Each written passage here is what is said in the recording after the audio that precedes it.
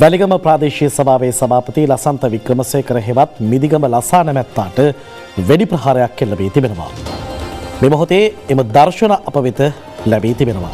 අප වාර්තාකරු සඳහන් කළේ ඉන් සභාපතිවරයා බරපතල තුවාල ලබා ඇති බවයි. වැලිගම ප්‍රාදේශීය සභාව තුලදී මෙම වෙඩි තැබීම සිදුව ඇති අතර සභාපතිවරයාට සිය අසුනෙහි සිටියදී පැමිණි පුද්ගලයන් දෙදෙනෙකු විසින් වෙඩි ප්‍රහාරය එල්ල කර ඇති බවයි වාර්තා වන්නේ.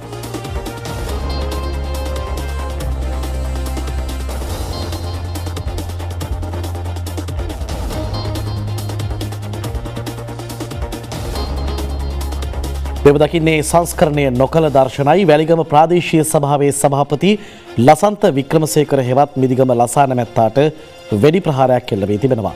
අප වාර්තාකරු සඳහන් කළේ සභාපතිවරයා බරපතල තුවාල ලබා ඇති බවයි.